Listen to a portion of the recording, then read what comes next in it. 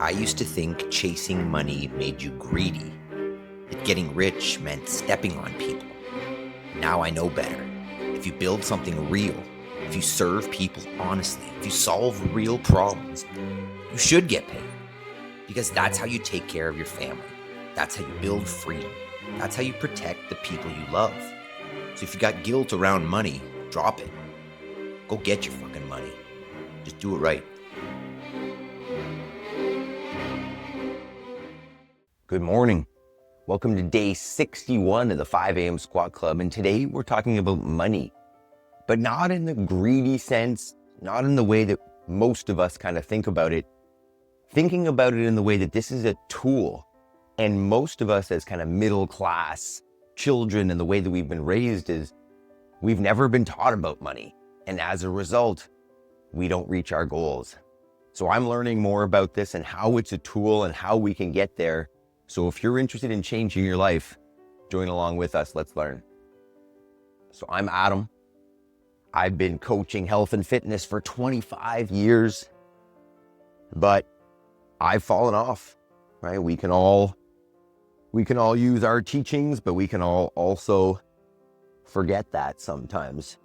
So I've started this morning routine, and it is designed to make sure that I get to my goals and reach the things that are important to me. So join us every morning and let's do it together. Format, as usual, we're going to sit down here and prime our minds with some affirmations first. Then we're going to warm up the body, get ready for our intensity. Following that, we're going to talk about money a little bit more and how most of us as middle class just got it wrong, right? We were never taught the truth about money. And then you're going to do your most important work because that's how we get to our goals. So step one, come on down with me. Find yourself a spot where you can put your heels on the ground. Wow, feet underneath the hips. Warm those hips a little bit. Grab onto something if you need to. You can grab onto the leg of a table or a chair or an extra counterbalance, just so you don't fall backwards. Then let's speak truth to ourselves. I am responsible. Today I choose to be happy. Something wonderful is about to happen. I have all I need to succeed today. I will focus on progress, not perfection. I choose gratitude. Probably should say something, I see money as a tool that can help more people, that can help my family. But keep thinking about that. One more time through the affirmations. I am responsible. Today I choose to be happy. I will make decisions from a place of support rather than selfishness. Something wonderful is about to happen. I have all I need to succeed today. I will focus on progress, not perfection. I choose gratitude. Boom. All right, warm up time. Let's get moving here. Warm up is going up on the screen. Let's get our bodies ready for intensity. I'm going to do some hip flexor warm up here with some knee raises. I'm going to do some good mornings, warming up the posterior chain, hips and back. I'm going to do some lunges, some burpees, stiff, and then some squats. Doesn't need to be the same numbers that are on the screen here. You can do your own warm-up if you've got a machine, a rower or a treadmill or a bike or something. You prefer to get on that to get the blood flowing. Awesome. If you were with us yesterday, for our 60 burpees, hopefully the body's feeling good. My hip flexors are a little sore, but I think that was maybe from something else the other day. Let's get warm. Let's get jacked up. I'm going to talk a little bit about my history with money, we'll say. So I was raised in what you would call a middle class family, middle class environment. I think you hear the story a lot. We weren't poor. We had a house and we had food, and, my parents did their best to, give us the opportunities that we wanted. But in no way were we wealthy or rich or what you would typically consider, having a lot of money. And there was, when I was younger, and I'm not sure exactly where this comes from, I can't remember, but when I was younger, I was very interested in flashy things.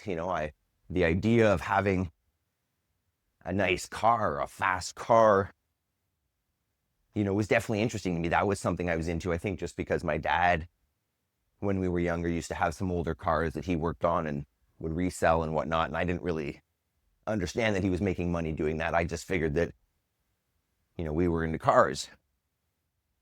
So the idea of, I think when I was very young, the idea of being rich and having all the things that I wanted was appealing, but I never really thought about it.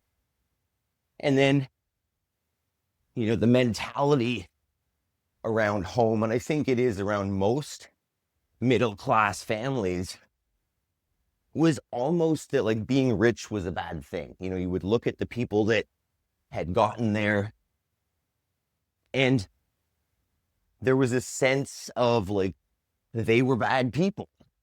They were greedy, or they cared more about money than other things, even though we didn't know them. I didn't know any rich people. And if we did, we didn't know any different because they were normal people. And I think it's a limiting mindset. It definitely is. Right? What I've noticed is because of that mindset, I've probably limited the way I approach my goals.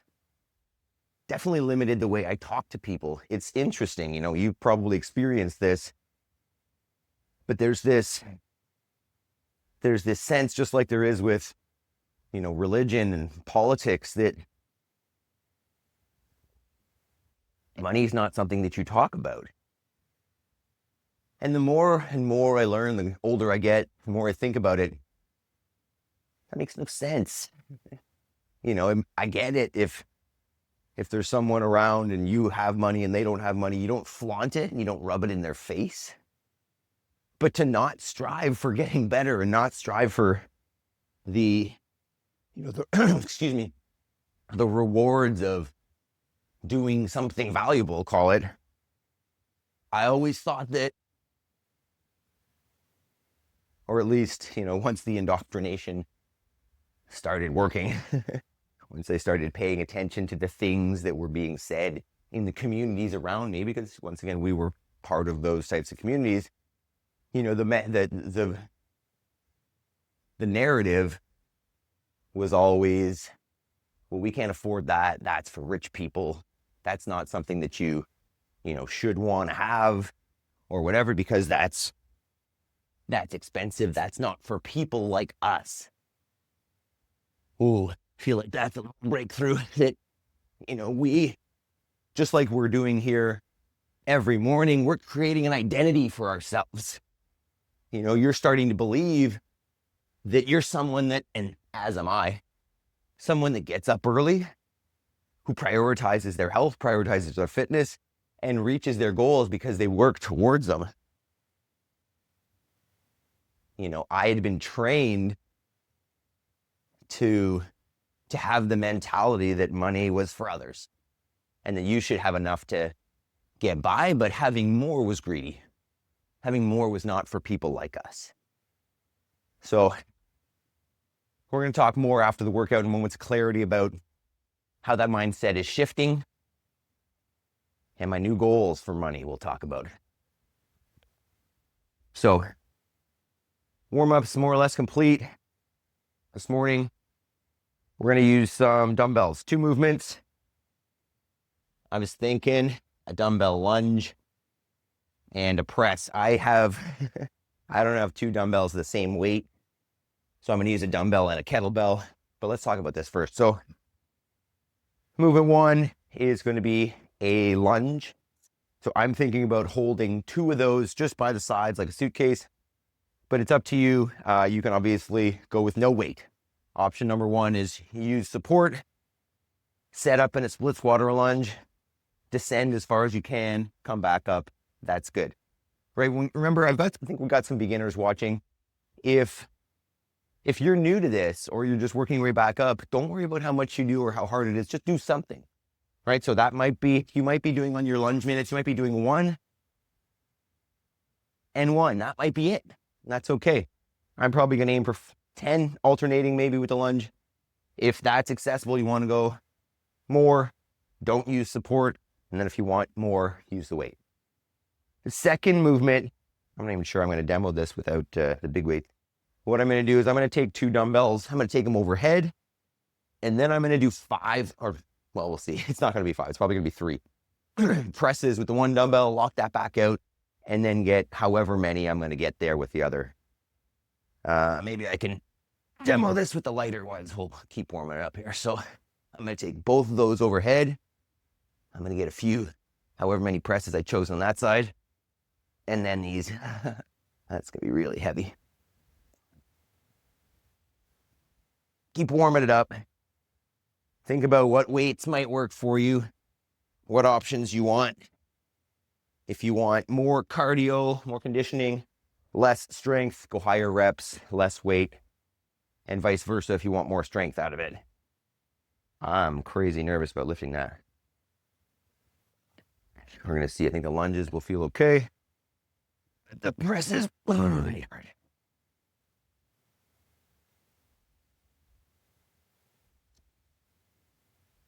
That's doable. What about the presses though?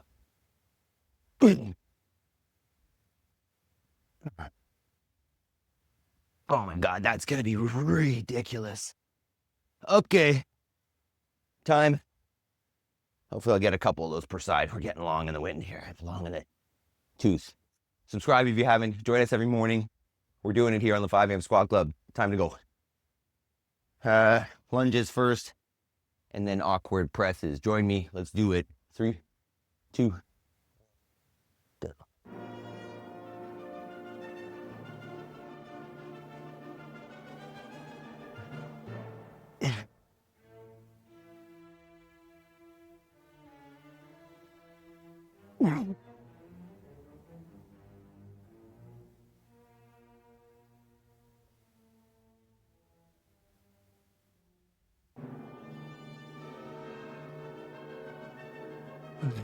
Okay, start with 10.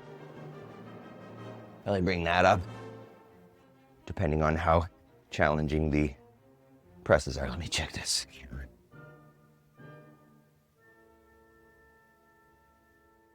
I think we're in focus. Ooh, presses, all right.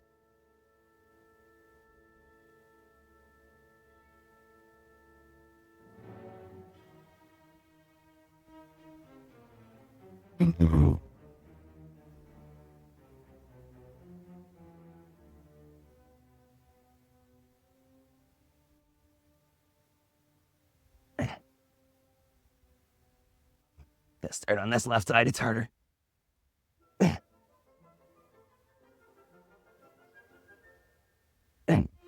Okay. 3. I'm gonna switch hands with the dumbbell and kettlebell each round. Just because they're a little different, and I think this is 44, and that's 45 pounds. 1 down.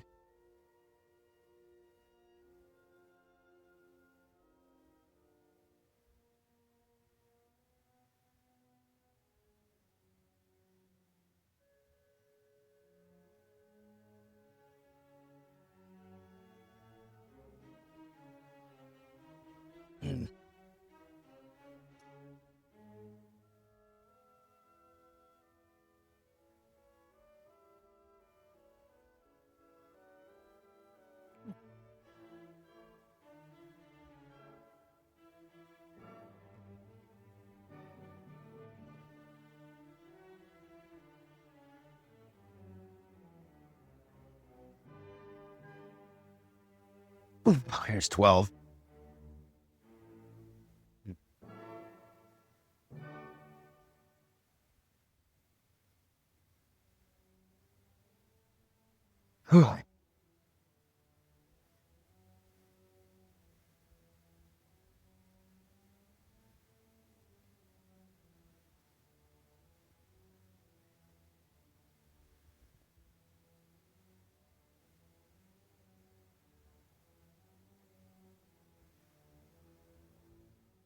Ooh. Oh.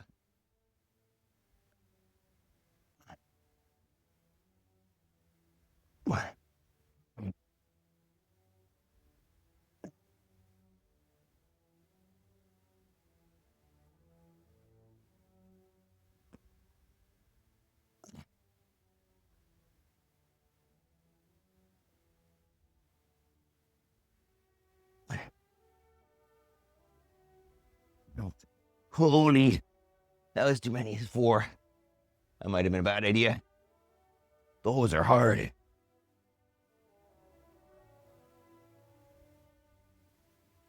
Wow. Good challenge. Whew. 2 down, 3 to go.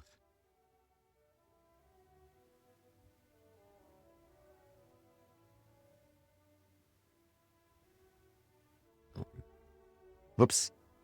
Spin me, boy.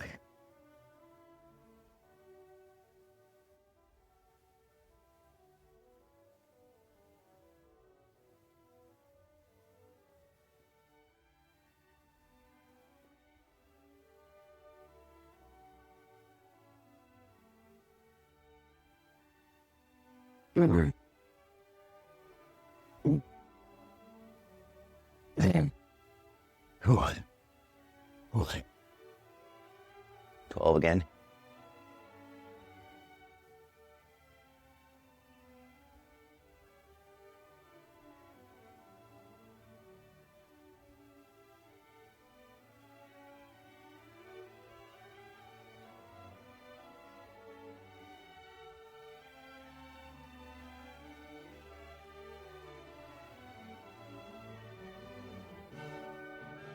Ooh.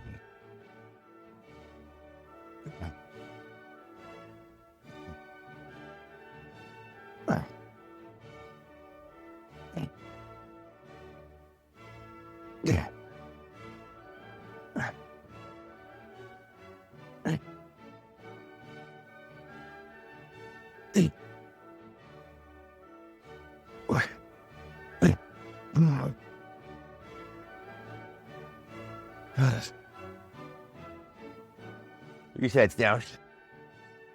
Woo! That's good. Brightening up out there. Let's go. Oh. Be another hot one here. We may head to the local campground. It's got a beach for the girls.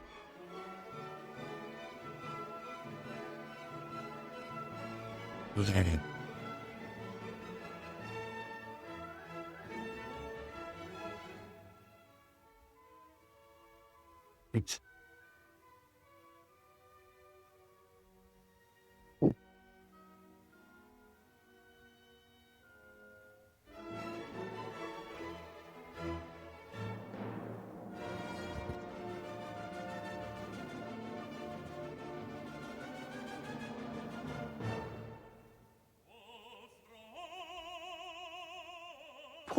14.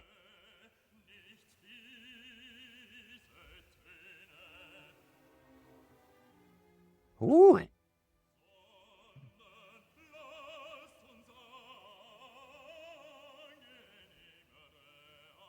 This is getting rough.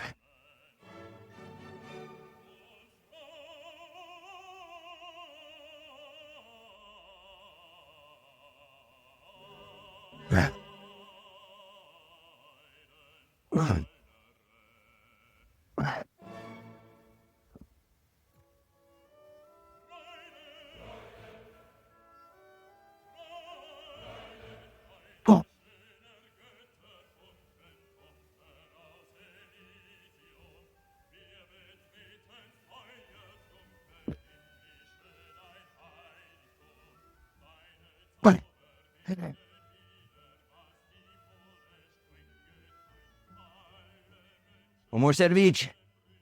Hell yeah. Good work so far.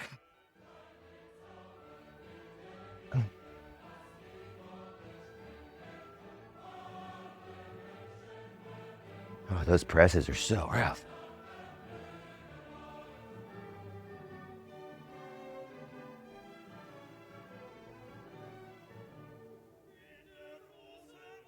Last set of lunges.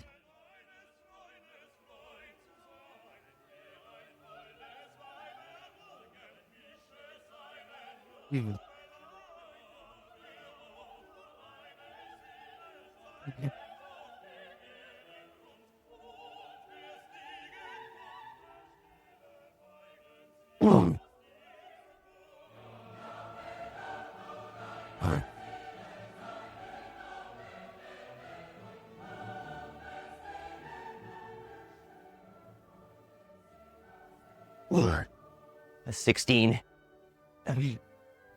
Goodness. One more set of presses. And we're done.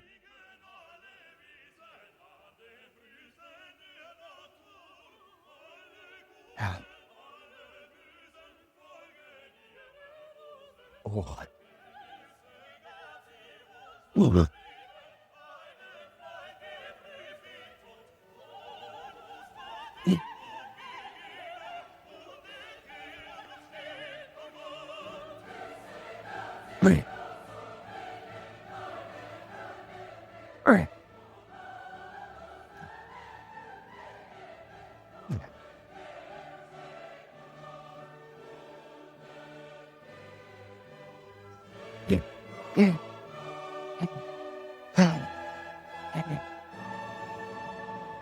Oh my God, good job.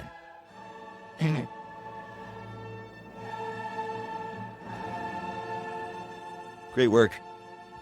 Hell yeah.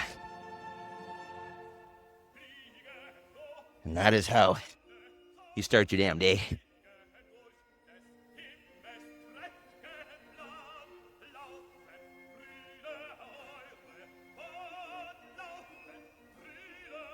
Oh man, that's good stuff. Okay. Let's get into a stretch. We're gonna go with a thread the needle here. Once I have a sip of water. Get some water. Catch your breath. Good job. I'm gonna grab a mat.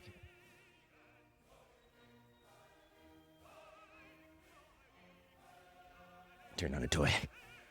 All right, so what you're looking at. Go ahead, lay down. Cross one leg across the other. And then you can pull it in. I'm gonna try to talk. Stretch here at the same time, get at least a minute per side. So, money is a tool. And I used to think that I shouldn't have that tool. Or maybe that if I had the tool, that somebody else couldn't have it. And I think maybe this is the mentality that a lot of us kind of middle classers end up with. This is zero-sum game. And it applies to money. It applies to everything, right? The thought that if I win, you lose. And that scares us from doing it because we're all, we're nice people. And we don't want to screw somebody else over. So we'll put our goals aside because of this thought, which isn't even true, that if I get mine, you can't get yours. And the reason why this is not true is because there is enough out there for everybody. And if I can come from a mindset of abundance rather than scarcity, I can start to see that. I can see that we can all have everything we want if we work for it, right? I'm learning that the people who have what they wanted just did it. They made the choice. They found an endeavor that, would be prosperous long-term. And I think for the most part, an idea that helps people. And this is something I'm going to get to in a second. And, that if you help those people, that you can get money and that you deserve it, but also that there's enough for everybody. A couple of things that I've heard recently. One is that, there's enough money for everybody, but if you split it up evenly amongst everybody in a very, very short time, it would be back in the hands of the people that had it in the first place. And that's not to say that there isn't enough for everybody. That's just to say that there's a skill to having money and to keeping money. And that why not become someone who has that skill? Because I'm not taking money away from somebody else. If anything, I'm creating an environment where more can be made. But I need to think of it as a tool that I can use to support my family, to make sure that anything that we need along the road is here for us so that we can live in a way that is moving us forward, as opposed to a life that is scared and nervous and can't make progress because money is a problem. Also, I want to show my girls two things. One, that oftentimes the people that make money, it's because they're providing value, right? And the more people you help, the more money you make. So doesn't it make sense to try to help more people and as a result have more money? And that money is going to allow you to help more people because ideally you're somebody who's learned what to do with it and you know how to use it in the most effective way to create the most positive change in the world. And then also, I want to set an example for my girls that if you fucking set your mind to something and you work on it consistently and iterate and make changes and make sure that you're moving towards that goal, like you should have everything you want. This is what I'm learning, is that first, money is not a bad thing. It is a tool that is given to someone who provides value. But on the other side, it makes me think that it's accessible. I guess part of my thought used to be that I couldn't get it because it wasn't for me. You had to be in some special group, some class with the connections to get it. And now I'm not saying that I'm rich, right? There have been points in my life that we've been comfortable. And I think recently I heard about the happiness number. We used to say it was $70,000 as a household, but I heard Alex Hormozy say the other day, because of inflation and cost of living, that it's more like 400,000. And we are so far from that, but we're going to get there. My mindset is completely changed. I am putting in this work. I am providing value, and I'm going to go get my fucking money. I was having a conversation with somebody else, with a girl yesterday who's going to start making some impact on YouTube here as well. She's got a great story. And she grew up with the same mentality that that money is scarce, and I don't want to be someone who's greedy and who works for money and whatever. Money is a tool. And her and I are thinking differently about this now. We're going to push each other and we're going to go get that money so that we can help more people. And I'm proud of it. So if you're living in a mindset of scarcity, let's get the fuck out of there.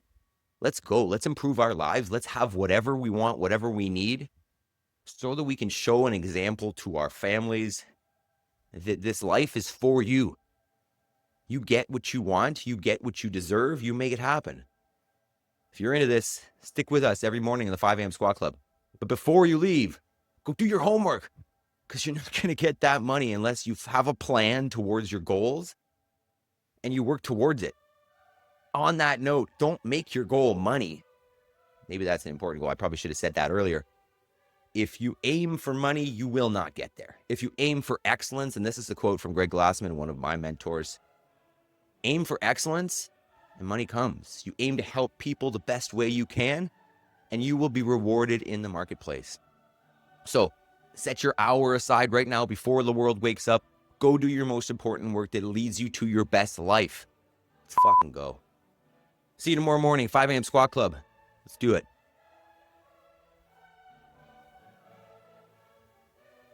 Do it every morning. Come on.